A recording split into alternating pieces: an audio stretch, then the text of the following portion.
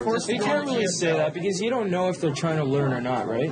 When I first grew up in Vancouver, in Kerrisdale, I was the only Chinese in the school, and I remember the first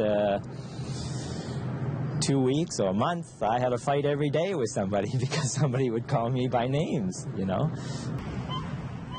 And besides just the classrooms changing, our whole neighborhoods are changing too. They come in and buy old houses, knock them down, and then some of the houses they build are nice, but some of them, they're just monstrosities. They don't fit in with our neighborhoods.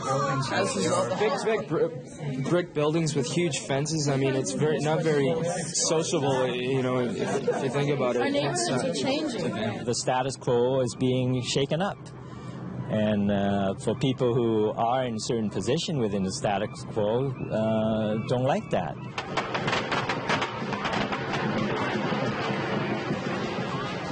This Chinese New Year's, there was a lot of talk about the new wave of Chinese immigrants.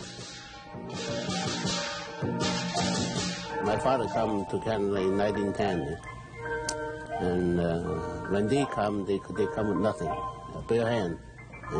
They come here to work and hoping to make a better life for the future.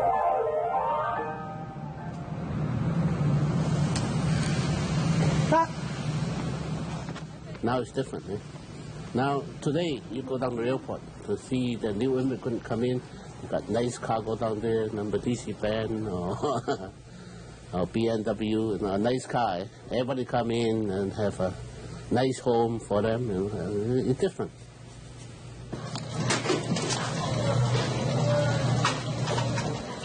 Chinatown is changing because of the new immigration. Climbing rents and property taxes are squeezing long-time merchants out of their stores. Chinatown may start looking like just another downtown commercial area, if only the wealthy Hong Kong Chinese can afford to do business here.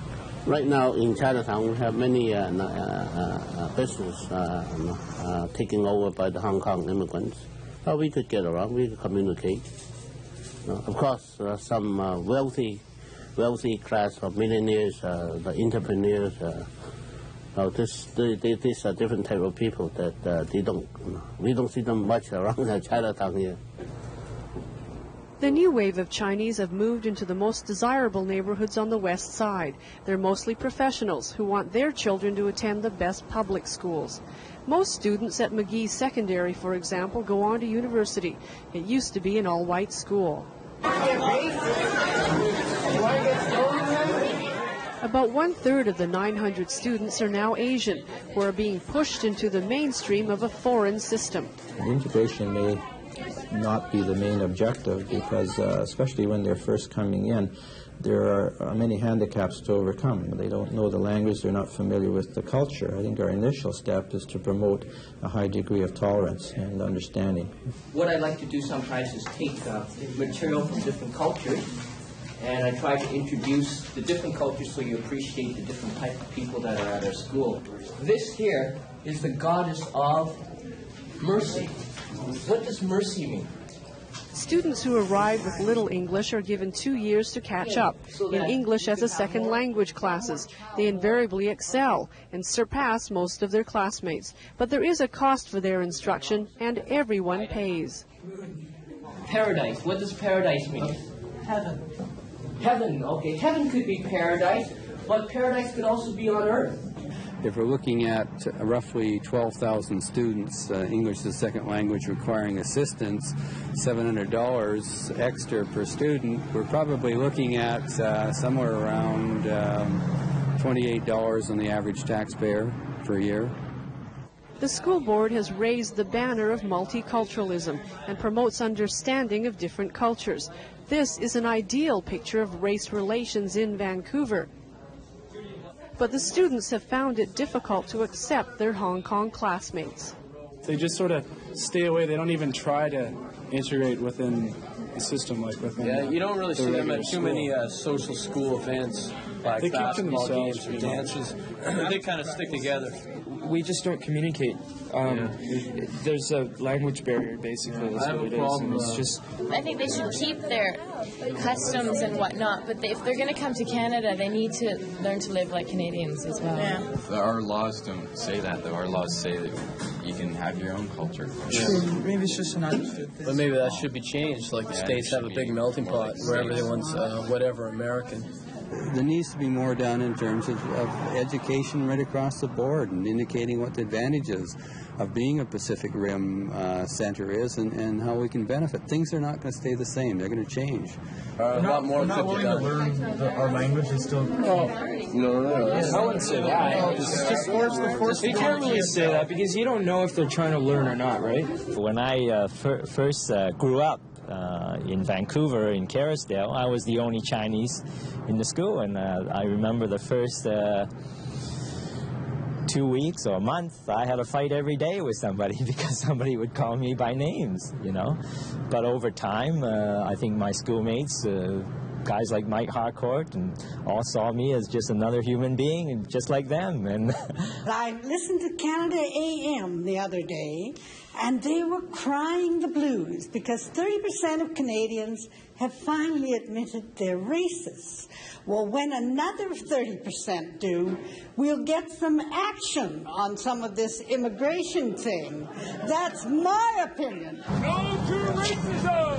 No to racism!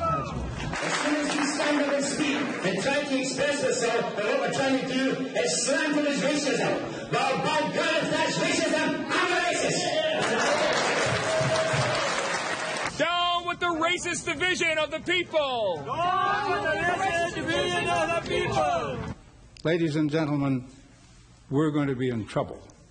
The organizers of this meeting at the Scottish Cultural Centre deny they are racist. They don't like the idea of only 5% of the immigration coming from Europe. They want fewer let in from other countries, including Asia. They're worried they're becoming the minority. Because the fact is, and this is the cause for our concern, that immigration from Britain and Europe has decreased so drastically over the past 30 years. It has changed, and there's awesome amounts of money coming into this country.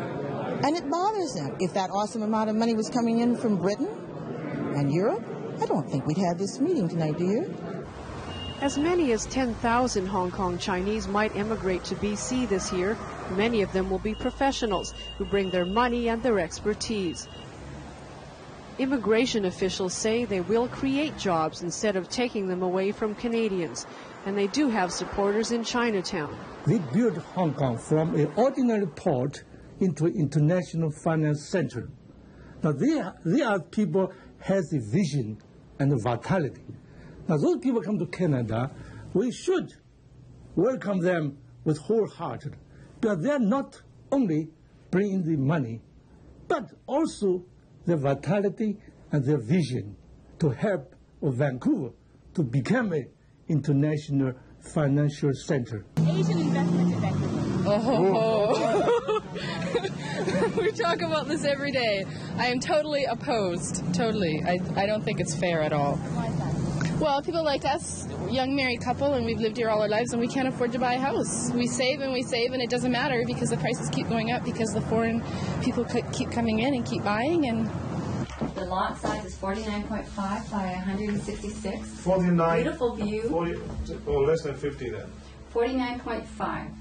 The price tag on this 38-year-old house is $468,000. Many of the prospective buyers are Asian and well-to-do. They look at properties, they decide what they want very quickly, they make all-cash offers. If they have to do any financing, it seems some of them want to do it in their own banks in Hong Kong because the interest rates are much less than ours over here. And but basically it's all cash. Mm-hmm. In pockets of the city, you have some of the more expensive houses, and those houses are being driven up. And that's because there are a lot of Hong Kong investors or offshore investors who are willing to pay the higher prices. I originally is from Hong Kong, but I have 12 years in Central America. But now the market is very good, so we're coming down here. Oh, is that why you came here? Yeah. And are you interested in living in these houses or tearing them down? No, I take a look, maybe some nice property, and we're going to buy it.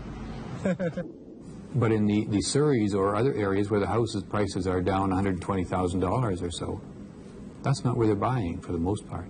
Vancouver is a city of contrasts, of crowded streets and inviting avenues of restful peace. Here, the most eloquent tribute to the industrial success of Vancouver is expressed in the homes of its inhabitants.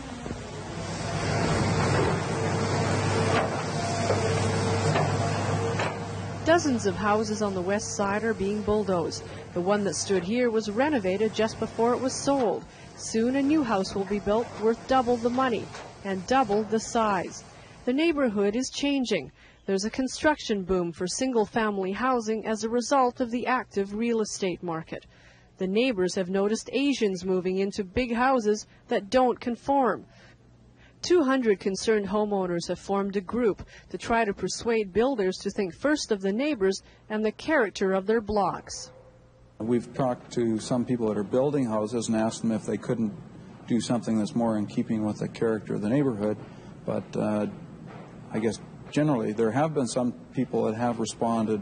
There are others that have said, look, we're building what we want and that's all there is to it. We're within the laws that exist, and what more can you ask? We do need some regulations, because we've tended to say in the past, every man's house is his castle. You know, if he owns it, he can do what he likes in it. And if you come from another place where the idea of neighborliness is different from the idea of neighborliness here, you tend to do things which are unneighborly. The reaction against big houses is a real one, and I'm concerned about that. But I'm equally concerned about the fact that there's this linkage being made and that it's the fault of Chinese immigrants. I don't think it is. From City Hall, there's no clear view of property ownership. There are no numbers to prove that all the homes are being bought up by Hong Kong Chinese. It has never been a priority to find out. Our young people can't afford to own their own homes. They're going to look for scapegoats. And one of the scapegoats they're looking at right now is the very small minority of purchases of existing homes that are coming from offshore, and blaming it on that. At $600,000, this home is beyond the reach of most Vancouverites. The house is about 3,000 square feet. The agent, Grace Kwok, sold almost 200 units last year. Many of her clients are from Hong Kong. This is a subfloor heating, so all the tiles are warm. Hong Kong people like the amount of space they can buy in Canadian homes. They like the green spaces and the prices. But Grace Kwok is worried about the negative reaction to Asian buyers. If limits are put on foreign ownership, their money will find another home, and BC's image as a tolerant society will suffer.